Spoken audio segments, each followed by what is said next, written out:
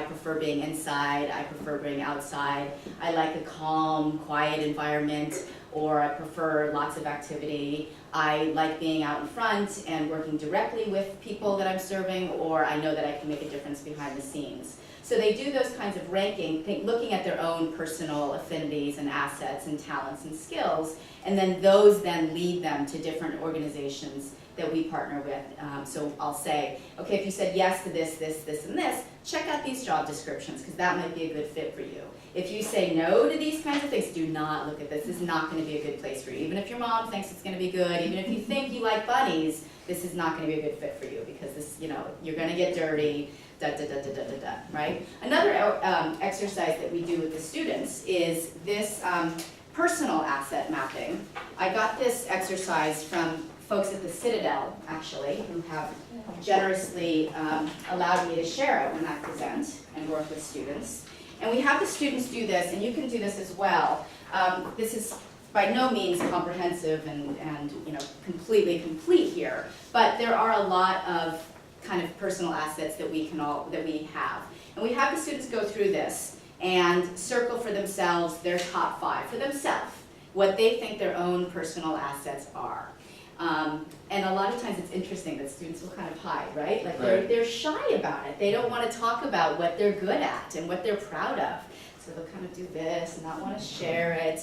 And then we will process that and talk about, why are you shy about that? How did that feel? Do you think that your parents would say the same things about you? Do you think that your best friend would say that you have the same assets as you said? Do you think that this changes from year to year, from situation to situation? So we process that a little bit, that there's all of these different assets that people have. And then we have them do this exercise, which is actually the dark side of these assets. So everyone think, okay, you know, yeah, I'm going to own this. I'm really creative. Oh yeah, I'm going to own this. I have a good sense of humor. This is where it gets really interesting. Yes. In the discussion. And this is also from the Citadel. These are the dark sides. So I challenge you to take a look at what you may have been drawn to on the assets sheet and look up, and we'll divide them into groups, and we'll kind of deconstruct this as an exercise, right? Like, so do you think that, and kids definitely, and adults that I do this with, they definitely recognize themselves or their partners or their students, like, oh yeah, I hate it when he does that. Yeah, you know, so we will then talk about worst case scenarios. So before we even go out into the community, and I remember an early service learning conference that I attended, they had a really good visual to show that effective service is really about this much preparation and this much of the actual hands-on service experience and this much reflection. So we're doing a lot of this kind of stuff before they even set foot off of our campus, right? So after they've done this, we will give them these worst case scenario cards of things that actually happen to our students at the actual agencies that we work with. So some of those situations may be that are really, really common. What happens if you're bored? What happens if you don't know what you're supposed to do next? I mean, it seems like people are really busy and you've completed what your supervisor told you to do, but now what do you do, right? Because this happened to all of you in your own service experiences. It's really, really common, right? Or what happens if you're not feeling safe? Right? Maybe you're just physically, you're uncomfortable, you're not safe. What do you do in those situations? What do you do in a situation where the staff member or your supervisor is talking down to you or expecting more of you than you think that you're capable of? Because another thing that we talk a lot about is that the organizations that we're working with don't necessarily have experience with middle schoolers. Right? They don't necessarily have an affinity necessarily even for working with middle schoolers. And that doesn't make them bad people by any stretch of the imagination, but they need to learn how to adjust. So many times our students are in these bubbles, right? We've been hearing people talk about this school bubble and that school bubble. I thought that was our term. I thought only MCDS students talk about the bubble, but apparently this is happening in a lot of our schools, where they're surrounded by people, adults, who like middle schoolers or high schoolers or fill in the blank age. They have experience with it. They know, they have training about how you talk to an 8th grader. Most people out there in the world don't, right? So they talk down to them, or they're trying to be cool, which makes everyone kind of uncomfortable, right? Like, hey, dude, isn't this awesome, or something like that. So we train them in all these different worst case scenarios, and we'll have them go through on boards. Sometimes we've done it where they will talk about which of their personal assets would they use in that worst case scenario. What would it be helpful to call upon your sense of humor in that scenario? Would it be helpful to call on creativity? And which of your personal assets, there's the dark side to it, that it probably wouldn't be a good idea to be brave or to be creative or to use your sense of humor. So that's really about knowing yourself. And then knowing, can I go on? Yes. Knowing your community. We try to operate from a basis of asset-based community development. Too many of the old service models are really about deficit, what's lacking in a community, what's missing, what can I fix? But instead, we try to look at this asset-based community survey. So go on to another one. So knowing the community. So an exercise that I will have students do, and adults that I present to as well, is have a pie chart. And you can imagine doing this because we want to have time for everything else. So just imagine that you're doing this. A pie chart, think about a community that you know well. For example, your own school community, your own neighborhood. And think about the assets that it takes for someone to thrive, not just survive, but thrive in that community. So for example, in our school, Marin Country Day School, the people that tend to thrive at MCDS tend to be extroverted, they tend to be very athletic and physically fit, they tend to be readers, certain things. Just jotting this down, thinking about where we personally fit into all of that. And then I have people to do another pie chart and think about a community that they're doing service in partnership with, where they're serving, that they have some kind of relationship with. And think about the assets it takes to thrive in that community. And the first time that I did this exercise, it was really humbling because I immediately thought really quickly of a community that I've been working in for close to 25 years in lots of different ways, with students, personally, with my family, all sorts of different ways, and I was completely stuck. I couldn't think of what assets it took for someone to thrive in this community that I thought I knew really, really well. And that to me was this eye-opener of thinking, if I don't know the answer to this, how can I effectively partner with this community and these people? So I went back and I started talking with people, and I had that different lens. But that's something that I encourage you to think about. If you can think about a school or an agency or an organization or a community that you partner with, do you really know what it takes to thrive there? And where are there overlaps between what it takes to thrive in your community, your school, your neighborhood, and this other community? And then there's that design thinking and observing without judgment piece.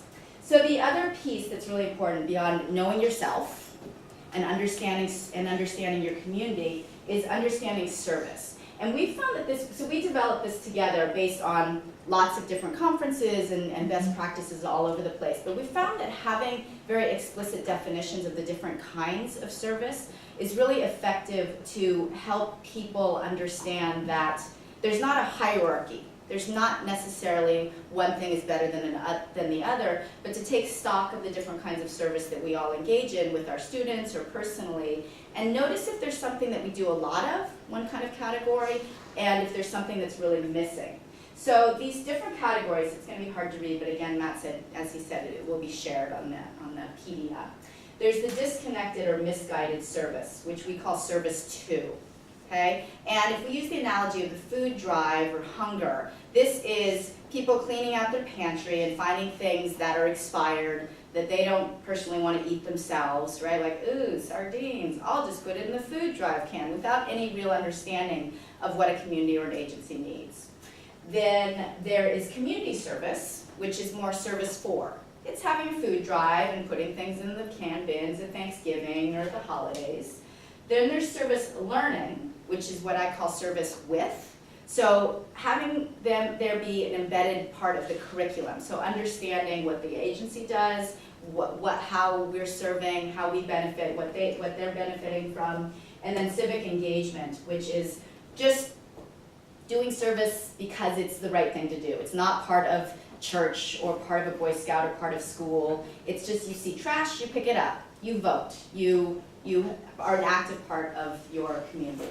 Then there's indirect service and direct service. So indirect service is fundraising, filing, doing things in the office behind the scenes. And direct service is more right in front of the community, interacting directly with the people that you're serving, short-term and long-term, right? So sometimes if there's, for example, a natural disaster, right? Sometimes there's just short-term service that you need. You need to get the sandbags out there, you need to board up the windows or do whatever. But then there's also the opportunity to do some long-term service and thinking about how can we prevent in the future if there's another tsunami or earthquake, how can we do some prevention and help in a longer term way. So again, there's not a hierarchy necessarily, except we try to, you know, recognize when we're doing disconnected or misguided service and move away from that. But among all of these, there's not a hierarchy. There's one that's not more important than another, as long as we're trying to do a lot of those different kinds of service. Because there's a lot of people that say, like, well, I serve on all of these boards. Well, that's great, but are you actually on the floor interacting with the kids or the clients of this organization? And conversely, there's a lot of people that are on the floor serving, but they're not necessarily thinking about the big picture. So we talk about this with our students and our staff and families as well, so they understand the different categories of service. So quick add to this, one of the things that comes up with students as they go out to the agency, they'll say, well, why do they use those kinds of forks, or why do they sponge and not use paper towels, or whatever it is. And they'll go and they'll ask the agency, and the agency will come back with a very good reason usually. Sometimes the service agency is dealing with symptoms.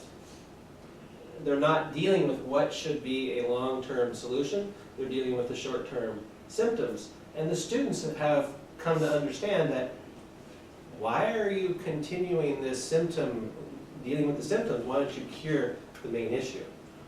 And that gets into a deep conversation, a deep discussion about really what that agency is doing and the impact. And sometimes, and oftentimes, some of these agencies don't want to hear that, because that's their sustainable, that's their livelihood. You're talking to the people, that's their job, and that can be touchy. That can be really difficult to deal with.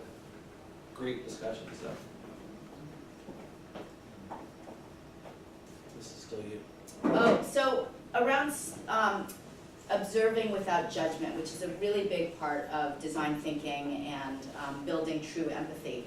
Another exercise that we do, actually before we go to this slide, I'm going to talk briefly about another thing that's I think really worthwhile to do with students, is to talk about a population that you may be about to serve. So the elderly, right? And I'll put up a big piece of paper on the poster board on the board and have the students talk about stereotypes that there may be out there about the elderly. Not ones that they necessarily hold, but ones that are floating out there, right? Or fill in the blanks. We all know that there are stereotypes and biases about all sorts of different communities. And at first, oftentimes students are a little bit nervous to say, like, well, they're slow, I guess, maybe. And then they start flowing, they put that out there, and just making that okay. Like, okay, there are these stereotypes out there. Where do they come from? Personal experience or the media, and let's talk about that. But then we put another piece of paper up on the board about, did you know that there are stereotypes about kids who go to private school?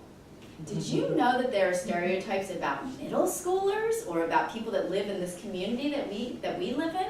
And what might some of those stereotypes be? So that they understand, again, that other side of it. When we're going into this senior center or this homeless shelter or wherever we're going, do you know that they have preconceived notions about who you are just based on the name of our school or your age? And putting those out there too. And then we'll ask them, so how many of these stereotypes about middle schoolers are true for some of you some of the time? Okay, sometimes I'm spoiled, sometimes I'm loud, right? And how many of these are true for all of you all of the time? And of course, none of them are true for all of them all of the time, and we'll compare those. So that's one exercise around stereotypes and biases that I think you can do with a lot of ages. But then the other one that we do is this one, fact and opinion photos. So we'll show all of these different photos, which we're not going to actually do with you, but we'll show these photos and have students write down by themselves as many facts and observations that they can make about each of these photos as possible. Okay? So they have, I don't know, 30 seconds, a minute to write about each of these photos. And then we'll break into groups, or we'll share with the whole group, and we'll talk about how much of each of those observations was a fact, an objective fact, and how much of it was a subjective opinion. So for example, this woman here this is taken from our local newspaper, the San Francisco Chronicle. She actually is going to a food pantry in her apartment building in San Francisco. And we talk about, like, does that surprise you? Why does that surprise you? It's because what she's wearing and in what context. You know, if you saw her at the school, would you treat her differently than if you knew she was at this food pantry, and why? And that's really helpful, I think, for them to extend it out to their service experiences about what preconceived notions they have about who is using services and what people look like. So there's my family, so I can see that too. So what's an objective fact in each of those photos? What's a subjective opinion, and why does this matter? Right, so separating those out. And then it's you with these. Okay, so we really don't even do one fraction of this much talking. It's mostly discussion. It's mostly doing and activities. So there's a lot of activities on the website. One of the activities that Darcy showed to me wasn't really an activity. It was a deck of cards that then we created an activity out of it. So one of you gets to take home a deck of very nice Explorer cards, and what we'd like to do is to send you off for 5 minutes in a partnership. So we have 2, 4, we have 6, great. So take one of the cards, a pencil and a piece of paper, step outside the door, And use this card together. find a spot away from the other 2 groups, and follow the directions on the card. And you're back here in 5 minutes, so you don't have a lot of time. So you have to write something, but we're going to share a brief discussion. Oh, and try to separate, just go a little bit separate so you're all in slightly different kinds. It often can help. One sheet of paper, right? One sheet of paper is fine. One It often sheet, can help one when I card. say mark it, set, go. Oh, should we wait? Is he gonna say twice? It's really helped me. No, that's hot. Because you're feverish. It's really Well, I didn't here. know if it was that or if it was hot, but I'm noticing other people. I Where think do we get yesterday the it was too paper? cold. Whatever, that I have to do here. It looks like there's some scrap paper here. Yeah, Thank you. and you don't necessarily, if you want to just talk about it with each Okay. other, I mean, you know, we don't have, obviously we give kids normally 15 Sure. minutes to do this and then 15 minutes of debrief, but Oh my gosh. just so you get a sense. I found a cup. Oh, Yeah, that's the last one. I must have saved it.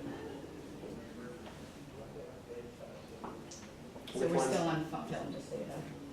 Yes, we're still on film. We're going to talk about very studious, very important. So I think we're doing a good job of keeping on time. So let's see. This is the B-roll. So you ready to do the B-roll? Because people are going to see this. Should I trip? I should trip. No, Spill no. my Well, coffee. I said B-roll, but really what I mean is the part that they didn't see because they were out of the room. So why don't you take 60 seconds to talk about something that you haven't talked about into the camera. So there's also a couple of readings that we do that some I think I've shared with Matt, and the other ones I'll have to put up there too. But one is called the Giraffe and Elephant Fable that was written by a man named R. Roosevelt Thomas from a book called Building a House for Diversity. And it's a short fable about an elephant being invited into a giraffe's house and how much we expect as a society the elephant to change to be in this house, and how much we need to think about being the giraffe and adjusting the house for the elephant. And it's guest. available on the Maker's Yeah, we'll Lab. put it on the PDF. Well, it's not on the PD, it's on the makerslab.com website. Oh, I'm sorry. And it's also, yes, that's true. But we do need to add to the PD the service. Yes. That's a good spot for it in the PD. And then another one that I didn't share with you yet that I should is from a young adult novel called Doing Time that is about service from lots of different perspectives. And it's kind of, I think it's really age appropriate for the kids. I think the one that we have used in the past with 8th graders is called Box 9.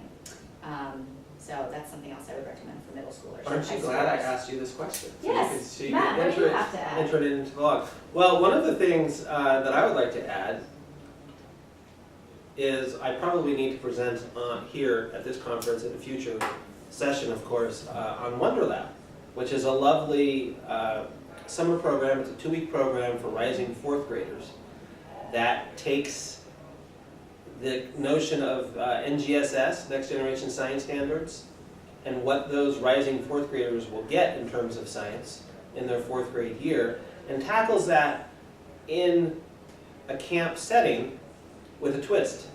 The twist is we take Marin Country Day School students and a local elementary, underserved elementary, Laurel Dell School, and we combine them. So it's about 12 students from each school for 2 weeks, and they're constantly creating collisions and incredibly interesting discussions on their perspective for the first day. Interestingly, after the first day, those interesting discussions become partnerships and collaborations that seem to melt away all of the differences and leverage all of that diversity of perspective rather than seeing it as baggage. That's done through the vehicle of a passion project where they get to choose something that deals with the science of electricity and robotics, whatever it happens to be. But we focus on energy and electricity because that's what they're going to get in their fourth grade year. So that's a great summer program, public school, private school, public partnership. And who are some of the staff on that? Oh, some of the staff, you mean the other teachers? Mhm. So there's Mayor Mannigan. Not necessarily their names, but like their role and as Oh. you design it, you know, why is it important to have these different elements from, for example, Laurel Dell? and from the genetic program? Oh, I get where you're going. Yes. So it's very much a partnership. It's not Marin Country Day School faculty and administration creating this. It's creating a partnership with the school and coming up with the program together. It's visiting the other school, it's being a part of the other school's community, and it's not looking in, it's being in. It's combining the two schools. It's both student sets.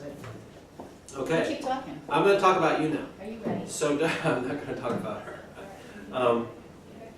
So I should probably talk about that at a future session. It's very interesting. We have college interns and high school. I'm talking to the camera, figuring someone's going to see it. Sweet. Yeah, we just kept talking.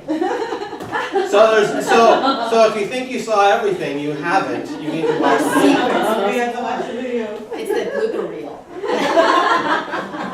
I tripped, I spilled my coffee on his computer. So come on in. One of the things that I like to do is push back at students and make them a little bit uncomfortable, but not too uncomfortable, for obvious reasons. So I can be a little bit direct, a little bit engaging, and play with that a little bit.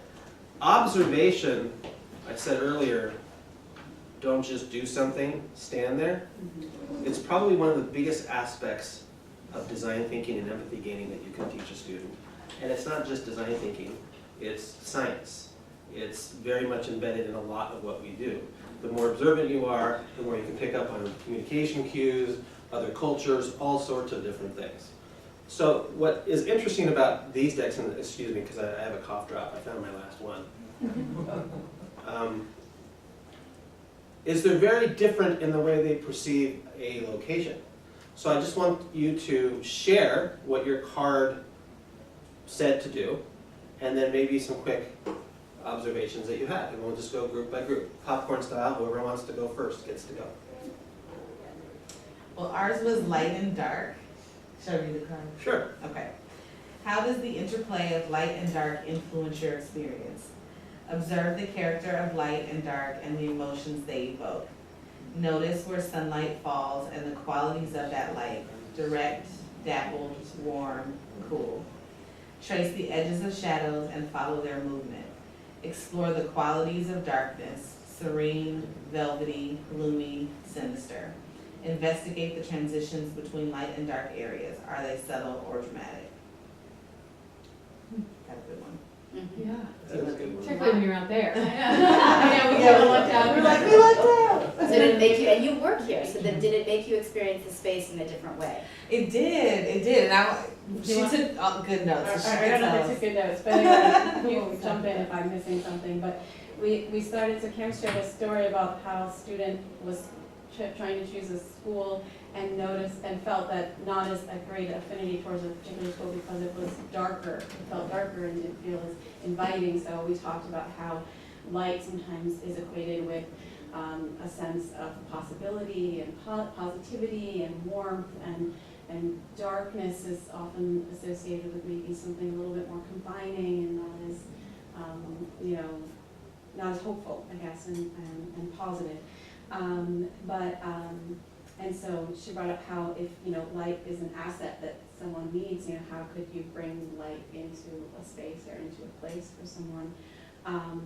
But then we started also, because it asked you to talk about light, about darkness and shadows, and then we kind of said, well, yeah, sometimes darkness as it kind of calms you and allows you to introspect, and how a lot of traditions, during the winter months, that is a time for deep introspection and kind of going within, just like nature, sleep, like that whole kind of that rhythm, and so how we sort of meet both of these to appreciate the other.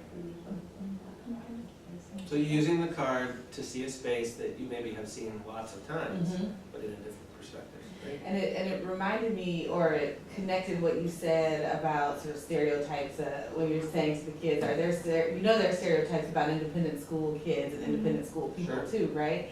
And it made me sort of challenge myself in thinking, am I always operating from kind of this idea of needing to bring light and needing to bring something into a community, and what might be the benefits of living in a community that is dark, and maybe there is room for that, and sort of challenging ourselves to not always operate from like, we should bring the hope, maybe there is something hopeful within the darkness that's already there, that is that idea of assets and understanding what it really takes to thrive. Yay. You were about to say something, Tim. Oh, actually, no, I was just taking notes. Oh, okay. Do you want to say something about the cards and your experience with them, how you might use them? We can take our turn, sure. Do you want me to read? Yeah, go ahead. Ours was titled Through Other Eyes. How we look at this place differently through somebody else's eyes. Step into someone else's shoes and look through that person's eyes. Get on your knees and inspect the sight as a small child might. We did that. We got on our Yes, knees. I love and this. we This is one of just- my favorite cards. Yeah, we were kind of on the same page, and we remembered our thoughts about it, so we didn't really notate that it's up here. Should we talk about each one as we go? Or? Well, we don't have a lot of time. Are we still Right. ending at So maybe we 11? can just, yeah. We touch on have, it. we have a teeny tiny. Okay. Yeah, so Yeah. paraphrase. Yeah, so Yeah, so getting on our knees, actually, we went right to the, where you look out.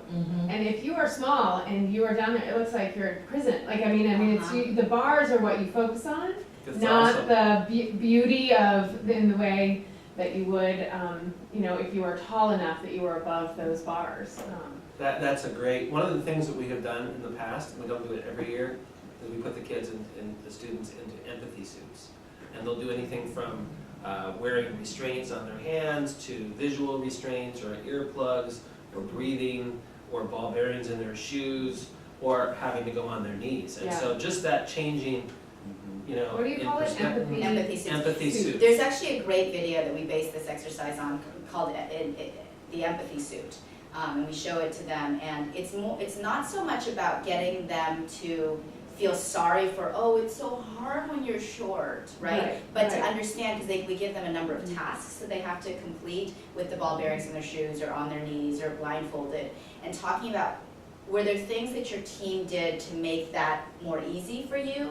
And were there things that your team did that you didn't like, that you didn't appreciate? So some people said, I didn't like when they just picked me up and just ran. There'll be three or so people in a team with because that different. was, that was their disabilities. inclination, like, let's just go, I'm just gonna pick you up, and we wanted them to tap into that, not the pity part. Right. Well, I thought it was great because Tim actually mentioned that the other thing was that everything looks so much bigger. And I was like, well, that can be a benefit. That sort of, and actually, wasn't it, I think the woman who runs Numi now, didn't she mention that the auditorium looked a lot Yes, smaller. smaller? Yes, because she's, obviously it's been years since she's did that. Sure. Yeah, thank you. We did a similar experiment at our school when I was at the first school I was at, where some of the art classes and the design classes, they made like zippers for the mouth, and so they did the seeing, hearing, and speaking, and so they had to spend the whole day like that, not being able to talk or not being able to see around.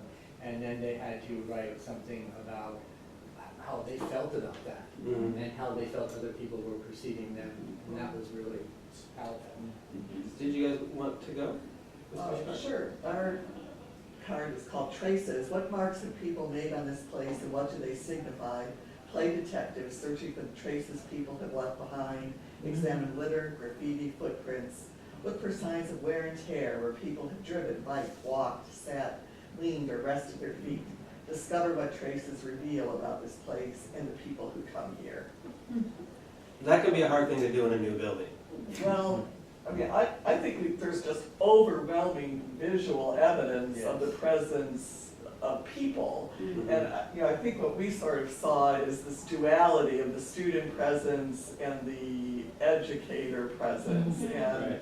although there's an enormous amount going on, it's extraordinarily structured. So Mhm. student expression happens within a very contained, purposeful, this Mhm. bulletin board, these ropes for flags. So Mhm. it's just sort of an interesting duality of control and then individualism. And we were struck by how deeply resourced this place must be because there's very little wear and tear evidence. There's some random left behind staples or a little piece of ripped poster covering and some smudges on baseboards. No litter. I mean, everything is empty. You can't find anything in a trash can, much less litter on the floor. No wear and tear on carpeting. Extraordinarily well maintained. And that could be indicative of the fact that we're on a break right now and there's no students here or anything like that. But also, what I felt was that there's a lot of visual structure, that there's a lot of pre-designed way things happen here, the way they should be. The lockers all have identification, they all have the same magnets on them and stuff like that. Right. And there's also evidence of almost age group. If you had young, pre-kindergarten or whatever like that, it wouldn't be this pretty pristine. So that's the other thing. And of course, being a new building, like you said.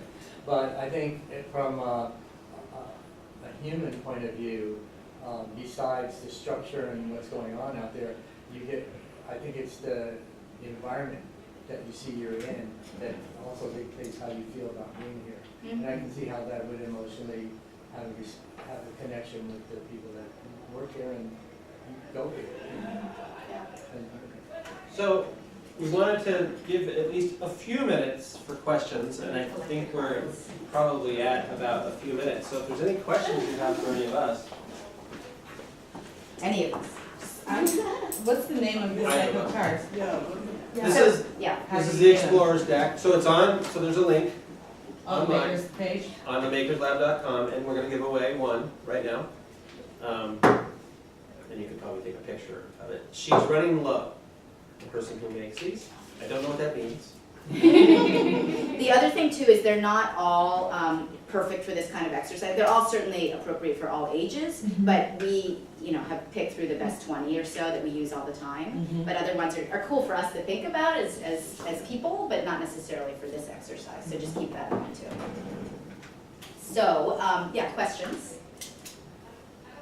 And who are we giving these decks out to? If you fill out your evaluation, you get put into the randomizer and you get a brand new deck Yeah, your evaluation is your ticket to the randomizer. while you're asking questions. Good and motivating. Okay. But I do want the deck. Okay. We can put you in, you're allowed. You'll put me in? Yes, right because away? she's the organizer. We'll put her It's name okay. in. I think you can give it to someone. I'll find it. Okay, thank you so much. Thank you.